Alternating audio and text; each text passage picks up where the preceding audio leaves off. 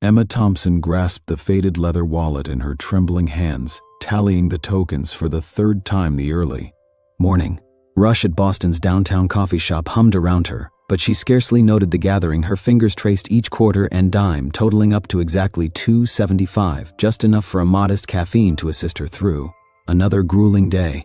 The restless night showed on her face, dark circles beneath her hazel eyes, narrating the narrative of countless hours devoted sewing custom dresses for her developing alteration business. At 28, she carried the weight of solitary motherhood with silent determination. Though some days felt heavier than others, this morning, after dropping her 6-year-old daughter Lily at childcare, the familiar knot of anxiety had settled in her stomach again. Next customer kindly summoned the barista, her voice cutting through Emma's musings as she stepped forward, the coins pressed into her palm.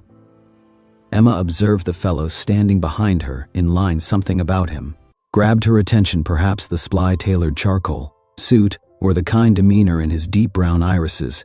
He was typing on his phone, but she could sense his occasional gaze in her direction. "Just a modest coffee, please," Emma said gently, already positioning the counted coinage on the counter, her cheekbones flushed, slightly conscious of how long she'd taken to tally out precise change. "Wait," a balmy voice shouted from behind her. The well-dressed man stepped forward, his presence both commanding and compassionate. "Contribute a breakfast sandwich to the lady's order, and I'll have a large Americano." Before Emma could resist, he had already presented his credit card to the barista. "Yes, no, sir, you don't have to," she began, but he beamed, and something about that smile seemed strangely familiar. "I persist," he said. "Everyone deserves an appropriate breakfast." As they waited for their orders, he introduced himself.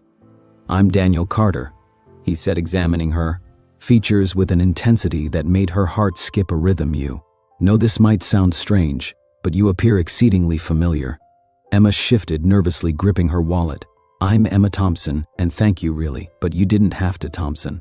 Daniel's gaze widened slightly. "Did you used to reside on Maple Street, home number 247? The query halted Emma in her tracks. Memories flooded back. A little child next door with scraped legs and an absent front tooth, sharing popsicles on sweltering summer days. Danny Carter from next door. His features broke into an expansive grin. "The very same, though. I hope I've grown up a bit since then." Emma couldn't believe it. 23 years had elapsed since the Carters had moved abroad, leaving her 5-year-old self devastated at losing her closest companion. Now here he stood, transformed from the scrappy youngster who used to pursue butterflies with her into this prosperous-looking male. As they collected their orders, Daniel gestured to a small table by the window. "Do you have a few minutes? I'd adore to catch up." Emma peered at her watch. She should proceed to her modest alterations boutique, but something made her assent. A few minutes. She consented over coffee and the panini she wouldn't have been able to afford. Emma found herself opening up about the past years, her unsuccessful marriage to Lily's father, who had abandoned them 3 years ago, her struggles to establish her alterations enterprise, and her aspirations of launching her own apparel line tomorrow. Daniel listened attentively, his coffee forgotten. He relayed his own tale, constructing a tech company from inception, its recent successful sale to a significant corporation, and his new start after a difficult divorce.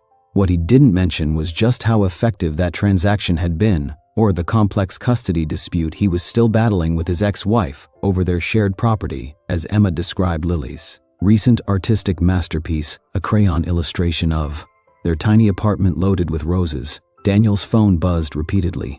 He looked at it with a frown. "Everything all right?" Emma inquired, noted his changed expression. "Just my ex-wife," he said, declining the call. "She's having difficulty embracing the divorce terms." He halted, then added thoughtfully, "Emma, I realize this might seem forward, but would you contemplate having supper with me tonight? For old time's sake." Emma's emotions raced. The practical portion of her mind reminded her of all the reasons to say no: the daycare pickup, the alterations waiting at her store, the vast contrast in their present circumstances. But something in Daniel's kindly gaze, something that reminded her of common childhood memories and pure friendship, made her want to say yes. Before she could answer, the coffee store entrance exploded open. A striking woman in designer clothing rushed toward their table, her features twisted with fury. "So this is why you're not responding my calls, Daniel?" She spat, her eyes scanning over Emma with undisguised contempt. Emma felt her cheekbones burn as other patrons turned to look. Daniel stood swiftly, his expression hardening. Victoria, this is completely unsuitable. We're divorced. You can't keep doing this. The woman, Victoria, chuckled. Cruelly divorced. The ink isn't even set on the documents, and you're already slumming it with that's enough. Daniel shut her off, his voice silent, but firm. Emma is a childhood friend. Not that it's any of your business. Kindly depart, or I'll have security escort you out. Emma stood, gathering her belongings with quivering palms. I should go, she murmured. Thank you for the coffee and everything. As she hastened toward the door, she heard Daniel calling her name, but she couldn't turn back. The morning sun struck her face as she stepped outside, and she took a deep inhale, attempting to steady herself. What had she been? Contemplating their universes were too different. Now she was halfway down the block when she heard rapid footsteps behind her. Emma, wait. Daniel summoned out PLS. Don't let Victoria jeopardize this. At least let me explain. Emma halted, her hand gripping her wallet where those meticulously tallied coins still awaiting a reminder of the reality of her world. A world that seemed very far from Daniel Carter's complicated existence. Emma's heart raced as she turned to face Daniel. The morning sun captured his concerned expression, and for an instant she saw a glimpse of that little fellow from her childhood, the one who had always attempted to make matters right. Can we speak somewhere calmer? Daniel asked, gesturing to a small park across the street. I owe you an explanation, and there's so much I want to implore you against her better judgment. Emma nodded. They found a bench away from the morning passengers where autumn leaves danced around their feet. Daniel undid his tie abruptly, looking less like a refined executive and more like someone lugging a hefty burden. Victoria and I, he began, conducting a hand through his dark hair. Our divorce has been complicated. She's having difficulty comprehending that it's over.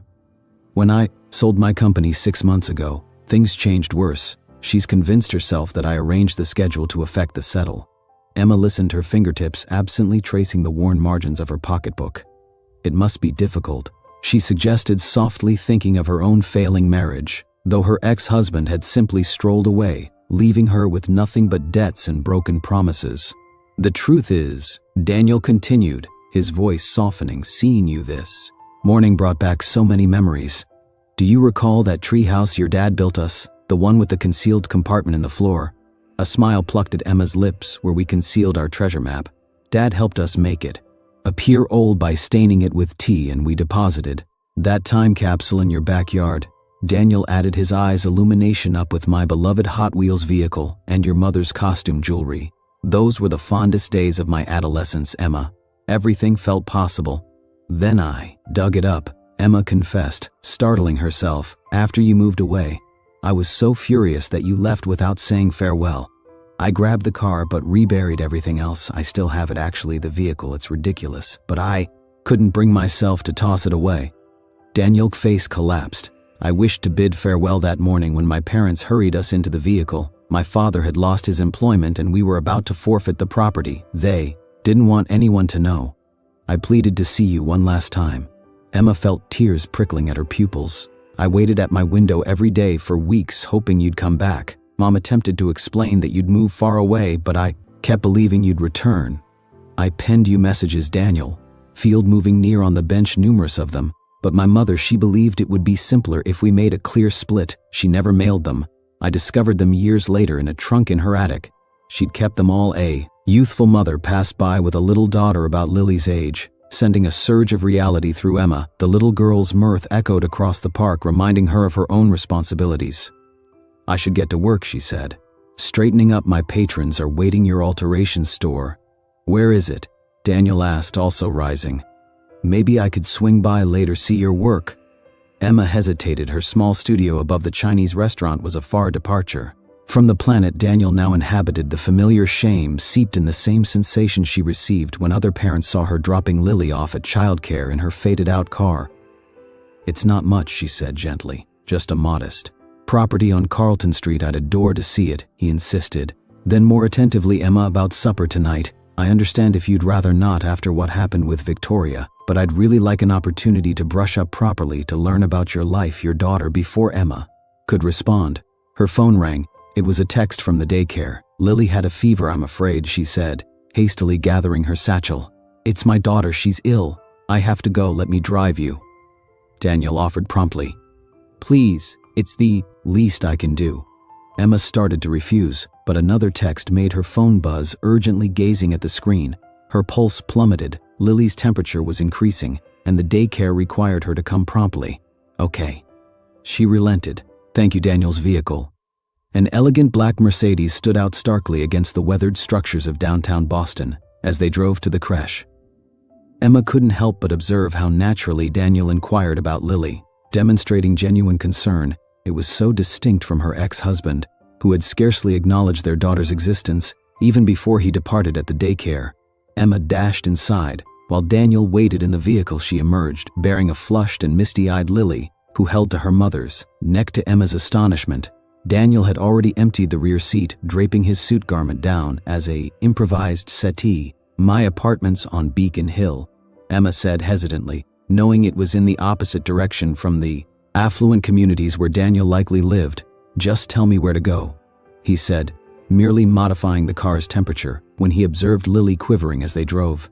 Emma spotted him, observing them in the mirrored mirror, his expression softening whenever Lily whimpered. Emma caressed Lily's hair, fretting about the prospects she'd have to cancel and the income she'd lose. A particularly extravagant bridesmaid's dress alteration was due tomorrow, and she had barely begun it. The wedding had already paid half the fee money Emma had used for Lily's new winter parka here, Emma said, eventually pointing to a worn brick building. She anticipated Daniel to simply drop them off, but he was already parking the car. "Let me assist you. Get her inside," he insisted, unlocking Emma's door before she could resist. His palm touched her arm as he helped her out, sending an unexpected warmth through her body as they ascended the confined stairs to her third-floor apartment.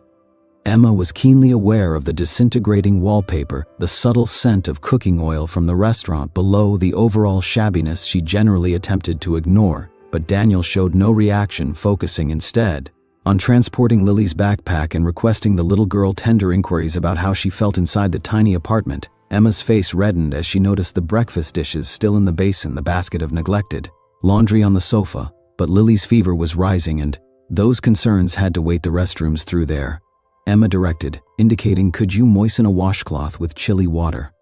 Daniel passed through her minuscule apartment with remarkable simplicity, returning with not just the washcloth but also a glass of water and the children's Tylenol he'd spied on the counter. As Emma settled Lily on the fold-out sofa that served as her cot, she noted Daniel soaking in the crayon illustrations covering the freezer, the tiny sewing equipment put up in the corner, the meticulously repaired curtains that couldn't quite conceal their age.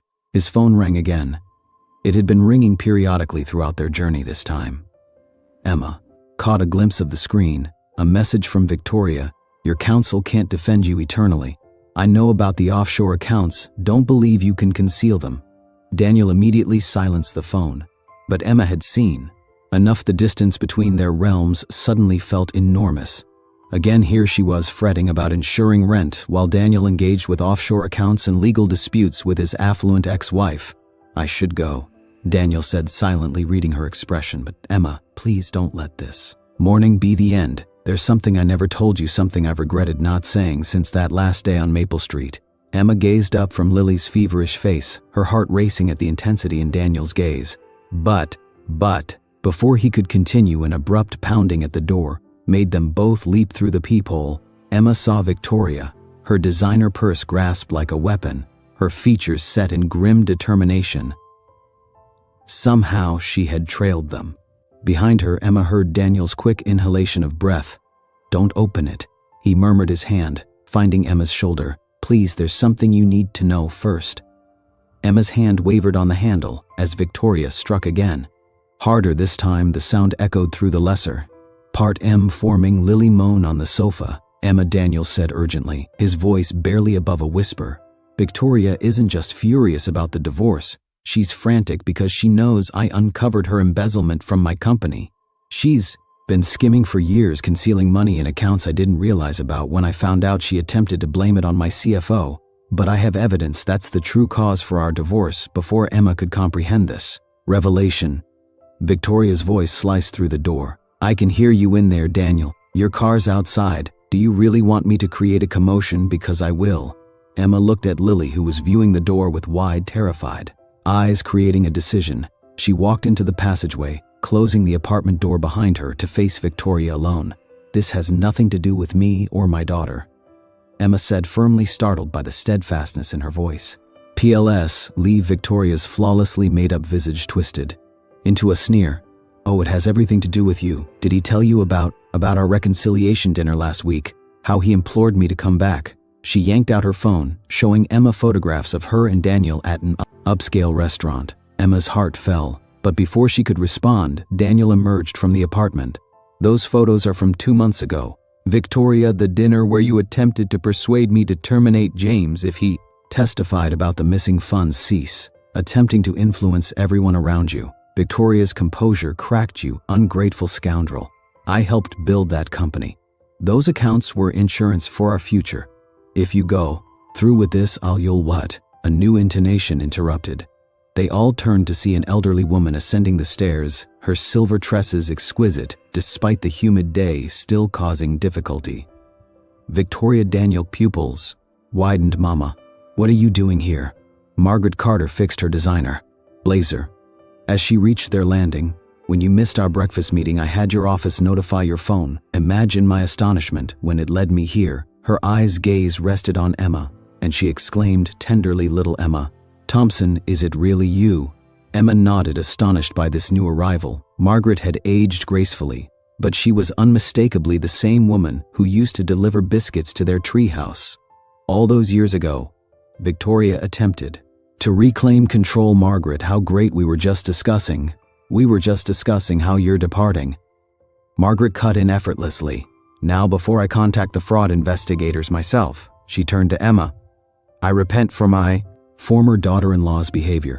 Some individuals never learn grace no matter how many finishing institutions they attend." Victoria's face flushed red. She opened her mouth to argue, but Margaret's unwavering gaze made her think better of it. With a final scowl at Daniel, she turned and snapped her way down the stairs in her expensive heels. "Mama," Daniel began, but Margaret held up a hand. "First, let's check on that ill child I heard sobbing. Then we can speak about why you didn't tell me you'd discovered Emma." Inside the apartment, Margaret went directly to Lily, her stern demeanor softening as she bowed beside the sofa. "Hello, darling. I'm Daniel's mother. Would you like to hear a tale about when he was little and received ill as—" Margaret entertained Lily with tales of adolescent Daniel's chickenpox adventures. Emma drew Daniel into her tiny kitchen. "Your mother, she's so different from what I recall." Daniel rested against the bar, their shoulders almost brushing in the confined space. "After Dad passed, she changed, moved back to school, obtained her MBA.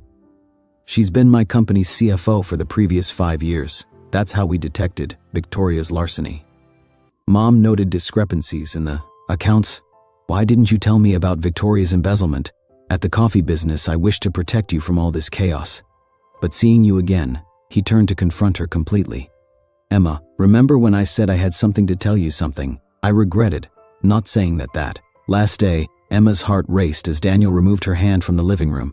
They could hear Lily chuckling at Margaret's tale. "I had a fixation on you," Daniel acknowledged. "Even at 5 years old, I knew you were special. The day we moved, I left something in that time capsule, a note. Did you ever locate it?" Emma jolted her head, remembering how she'd been too agitated to thoroughly examine the contents when she dug it up. It said, "I adore Emma. I'm going to marry her someday. Immature, I know, but he squeezed her hand when I saw you this morning. Counting those coins, that same sensation came flooding back. That need to take care of you, to be near you, Daniel," Emma murmured. "But he wasn't completed. I'm not telling you this to coerce you. I know our lives are intricate, but I want you to know that my emotions are real. They always have been." An explosion from outside made them leap apart in the main room. They discovered Margaret standing protectively over Lily. Staring at the window, a boulder laid among shattered glass on the floor, a note coiled around it. Daniel grasped the observe, his features darkening as he read Victoria's threatening to go to the press. "She states she has evidence that I've been laundering money, but that's not true," Emma protested. "Of course not," Margaret said calmly. "But frantic and desperate individuals are perilous." Lily began to weep, terrified by the breaking glass and tension in the room. Emma hastened to console her, but as she passed the window, she observed a crimson dot dancing on her wall, a laser sight everyone down. Daniel bellowed, lunging forward to challenge Emma and Lily to the floor, as a shot rang out, shattering another window in the pandemonium. That followed as sirens sounded in the distance, and Margaret called the police. Emma cradled Lily close and greeted Daniel's gaze. In that instant, she realized that her modest existence had been permanently changed, and the little boy who once shared her tree home might now be the only person who could assist her endure what was approaching.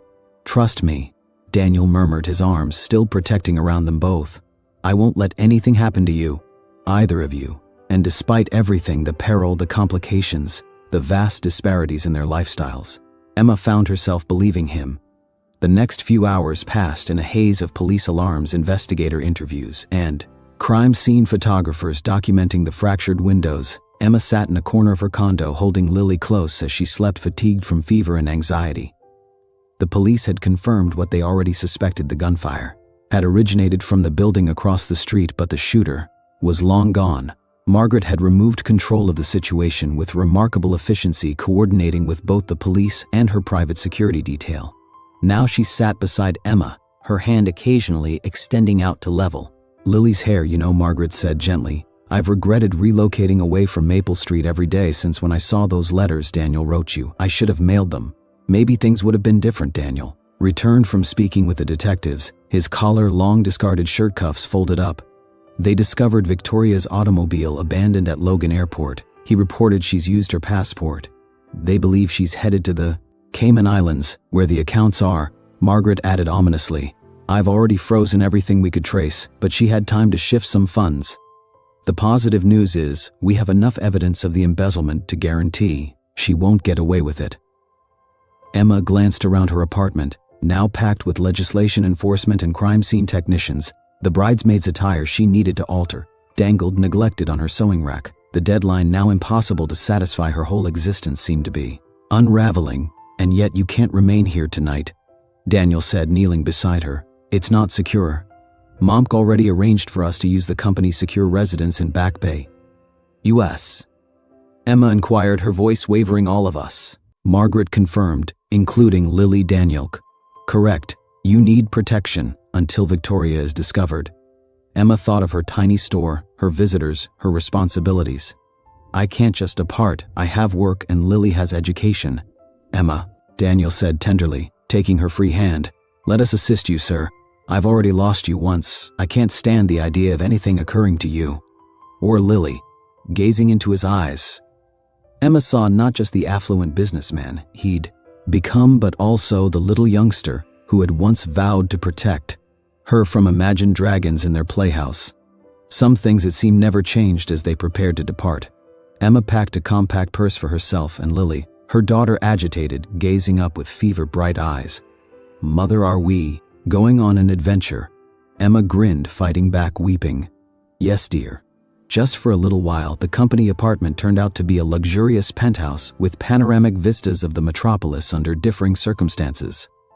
Emma might have felt overcome by its grandeur, but tonight she was merely appreciative for the security personnel stationed discreetly throughout the premises. As she nestled Lily into one of the guest chambers, the little girl inquired drowsily, "Is Mr. Daniel your savior, like in my tales?"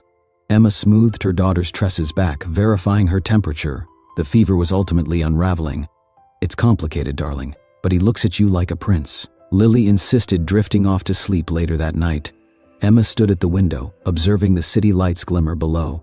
Daniel joined her, offering a cup of tea. "Mom gone to meet with the FBI. He said they're optimistic about monitoring Victoria down swiftly. She's left quite a paper trace." Emma turned to face him. "Why didn't you inform me about the embezzlement sooner? I didn't want to draw you into this chaos. When I saw you this morning, you were like a fantasy come genuine, a second chance I never thought I'd get. I was frightened if I told you everything you'd run. Instead, someone fired at us," Emma said with a trace of irony. Daniel grimaced. "Emma, I'm so sorry. I never anticipated Victoria would go this far, but I guarantee you once we locate her."